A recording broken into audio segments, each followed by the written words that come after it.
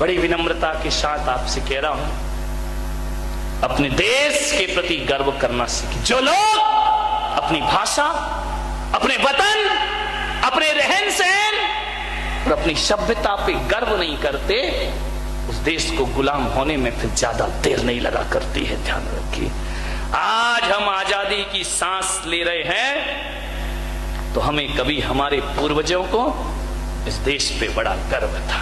अभी एक हामिद अंसारी जी बोल गए कि हमारे देश में मुसलमान सुरक्षित नहीं है। क्या समझा है? 10 साल बड़े सुरक्षित रहे भाई, खूब मलाई खाई, तब नहीं कहा कि उपराष्ट्रपति असुरक्षित है, तब बड़े सुरक्षित रहे आप। जाते जाते ये सब जहर उगल गए। जो बात असुरक्षा की पहले उठी थी उसे शांत कर दिया गया था, फिर वही मुद्दा जिंदा कर गए। नेताओं की समझ भी नहीं आता इनकी जात क्या होती है, विचार करिए, सोचना है। मैं कहता हूं हमारा देश मुसलमानों से कभी नफरत नहीं करता है।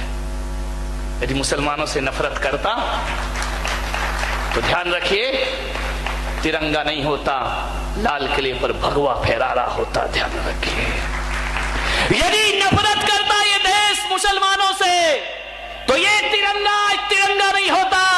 एक बात ध्यान रखिए, ये तिरंगे को देखिए, ऊपर भगवा फहर रहा है और बीच में ईसाइयों का सफेद रंग है और नीचे मुसलमानों का हरा रंग है। तो एक आदमी ने पूछा कि जैनियों तुम्हारा क्या है? हिंदुओं का भगवा है, ईसाइयों का सफेद है और मुसलमानों का हरा रंग है, तुम्हारा क्या है? मैंने कहा इसमें जो चक्र है ना उसमें 24 आरे हैं, वो जैनों के 24 तीर्थंकर हुआ करते हैं। ये हमारे देश का झंडा है, ध्यान रखिए, यान बान और शान है। पंजाबियों से कहा तुम्हारा क्या है? बोले डंडा क्या तुम्हारे बाप का है? डंडा पंजाबियों का है, ध्यान रखिए, तब तो झंडा बनेगा। धन्यवाद, सबका है उसमें, सबका।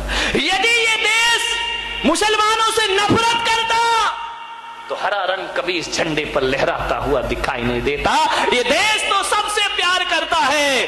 अरे हमारा देश तो वो देश है, मुसलमान तो बहुत बड़ी चीज है। हमारे यहाँ तो चींटी से भी प्यार किया जाता है, हमारे यहाँ तो पेड़ पौधों से प्यार किया जाता है, हमारे यहाँ तो हवाओं से प्यार किया जाता है। मुसलमान से इस देश को नफरत नहीं है। हाँ, ये देश नफरत करता है अफजल गुरु से, ये देश नफरत करता है कसाब से, ये देश प्यार करता है अब्दुल कलाम से। ध्यान रखिए,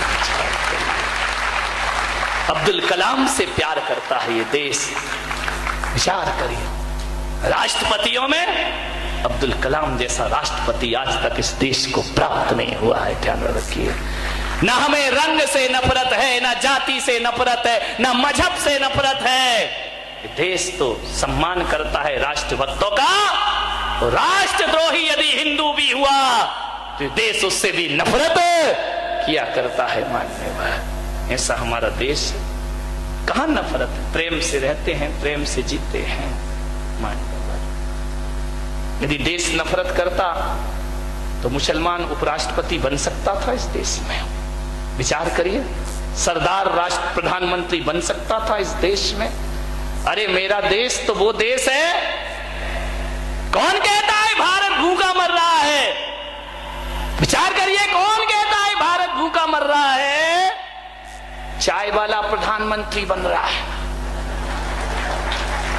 चाय वाला प्रधानमंत्री बन रहा है, झाड़ू वाला मुख्यमंत्री बन रहा है। दिल्ली में चाय वाला प्रधानमंत्री बन रहा है, झाड़ू वाला मुख्यमंत्री बन रहा है, 12वीं पास शिक्षा मंत्री बन रहा है, अंगूठा टेक सरपंच बन रहा है, और पढ़ा लिखा फेसबुक में ग्रुप खेल रहा है।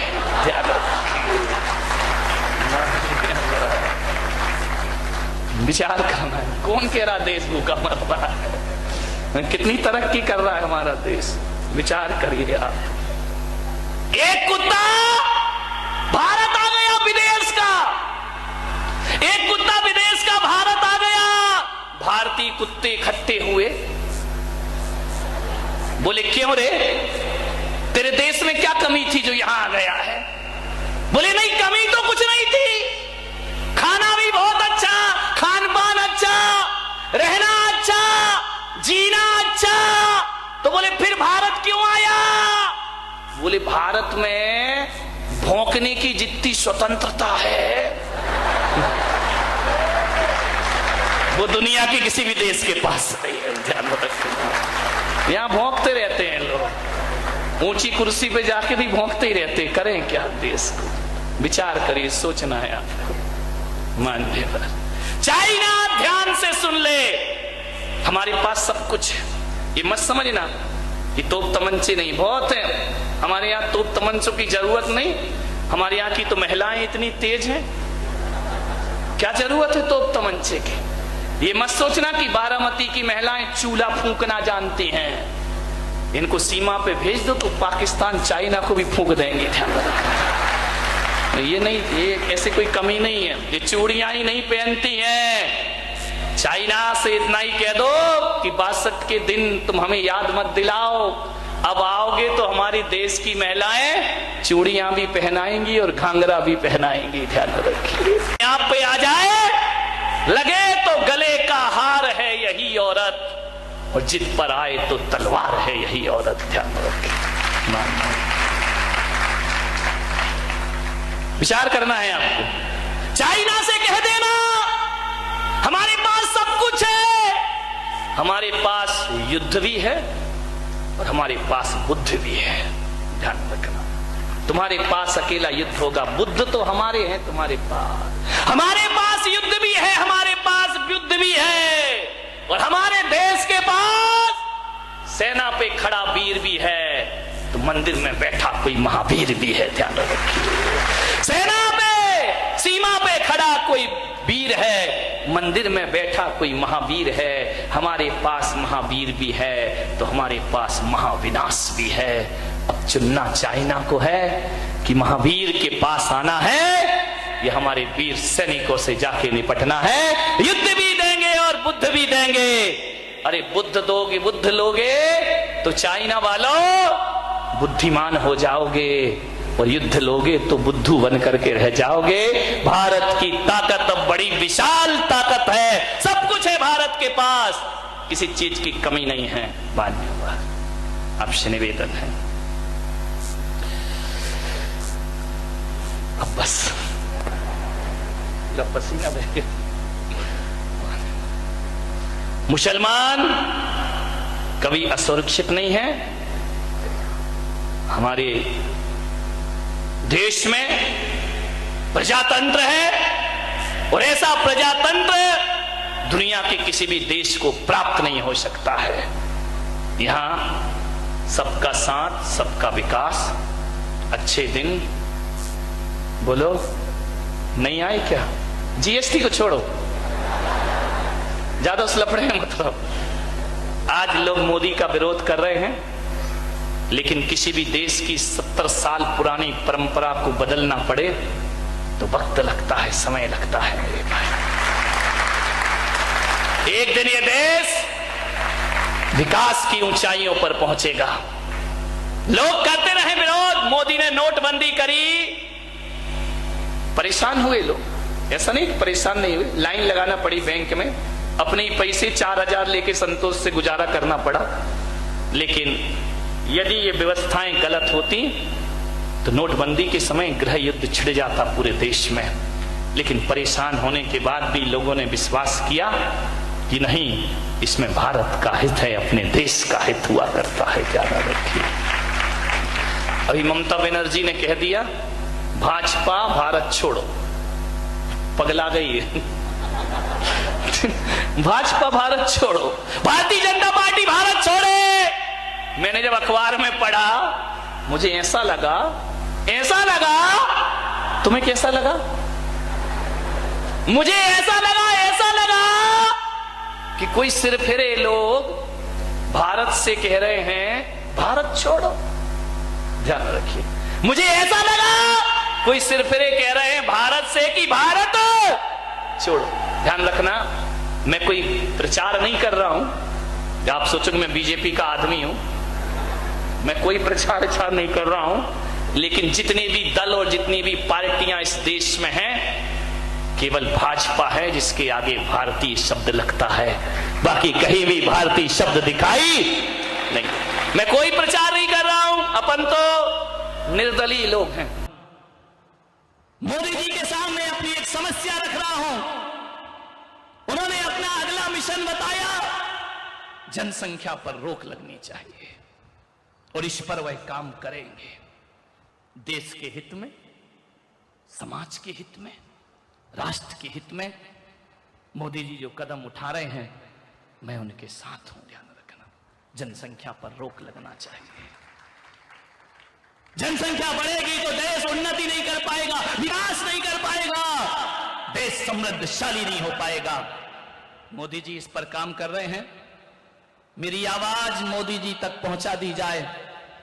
मैं उनसे एक न्याय मांग रहा हूं। पूरे देश में जैनों की जनसंख्या 2.4% होना चाहिए, लेकिन दिनों दिन ये जनसंख्या गिर रही है। 1.2% जैन इस धरती पर है। सोचना है आपसे, मतलब 50 लाख 60 लाख जैन इस अरबों की जनसंख्या में, करोड़ों की जनसंख्या में। मैं मोदी जी से कहना चाहता हूं कि जनसंख्या पर रोक लगाने के लिए जो भी नियम कानून वो बनाए, एक बार इस पुलक सागर की बात का चिंतन करना। बनाने से पहले 40, 50 लाख 60 लाख जैन बचे हैं और यही रफ्तार रही तो आने वाले 20 साल में हिंदुस्तान में 10 लाख जैन बचेंगे। ध्यान रखना, इनका अस्तित्व खतरे में है। आज जैन समाज में 3 बच्चे तो छोड़ो, 2 बच्चे और 1 बच्चे ही बचा है। ध्यान रखना, मैं मोदी जी से निवेदन करूंगा कि आप जो कदम उठा रहे हैं वो साहसिक कदम है, लेकिन कोई भी नीति निर्धारण करने से पहले न्याय और अन्याय का ध्यान जरूर रखना। ध्यान रखना, उन लोगों पे जनसंख्या पर रोक लगाओ जो अनावश्यक रूप से बच्चे पैदा कर रहे हैं। ध्यान रखना, अनावश्यक बच्चे पैदा हो रहे हैं। इस देश की जनसंख्या को बढ़ाने में जैनों का हाथ नहीं है। ध्यान रखना, जैन के हाथ तो एक ही बच्चा है। पढ़ी लिखी समाज है, सभ्य समाज है। ऐसा नहीं है कि और समाज सभ्य नहीं है।